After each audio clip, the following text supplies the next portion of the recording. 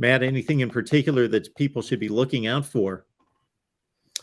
I think a starting point is that this is a different Utah team than what we saw in mid-October. More injured. Also, Tavion Thomas left the team. And our friend Larry Pilgrim on the USC post-game show here on the Voice of College Football on Saturday, he's the Utah expert.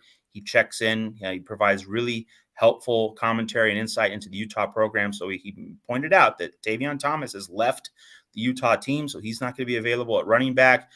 Dalton Kincaid's going to play. So he had a slight injury against Colorado, but he's going to play.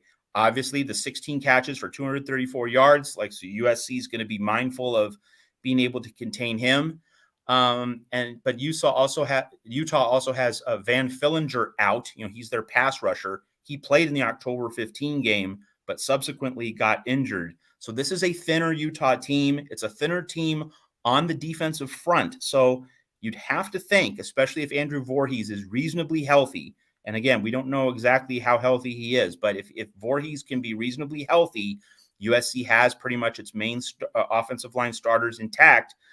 USC should feel relatively confident about being able to keep the Utah pass rush away from Caleb Williams, and he should be able to survey the field and get matchups that he wants. So USC's offense should be relatively comfortable against Utah, much as it was in the first meeting. So it comes down to, can Cam Rising do it again? Can Cam Rising play the same elite level game and throwing to Dalton Kincaid that he displayed in the first game? Because with no Tavion Thomas, I don't think Utah can sledgehammer the ball. And because USC has been better at taking away the run, this is a game where Utah has to make the same plays in the passing game that it did on October 15th. And one of the plot complications for Utah is Cam Rising, in Rice-Eccles Stadium, he's magic. But in road games, especially the one at Oregon, also the week 1 at Florida, wasn't on top of his game. So can Cam Rising not only replicate what he did against USC, but can he play an elite game away from Salt Lake City?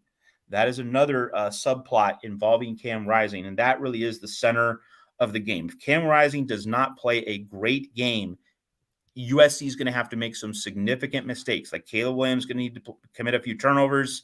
Austin Jones is going to need to cough up a fumble. USC is going to need to get a punt blocked, which it avoided against Notre Dame because Caleb Williams pooch punted. That was a great move by Lincoln Riley to pooch punt so that you don't have your punt protection team against Notre Dame's Special Forces elite punt block unit. So if USC will probably have to give away points on special teams, give away turnovers in order to lose if Cam Rising is not at his best. So this is a quarterback-centric game, especially from the Utah side of the divide. I was just about to post the box score from that October meeting, but regardless, it's a fascinating matchup, and Utah going for another Pac-12 championship after breaking through after a couple title game losses in recent years, breaking through, of course, last season.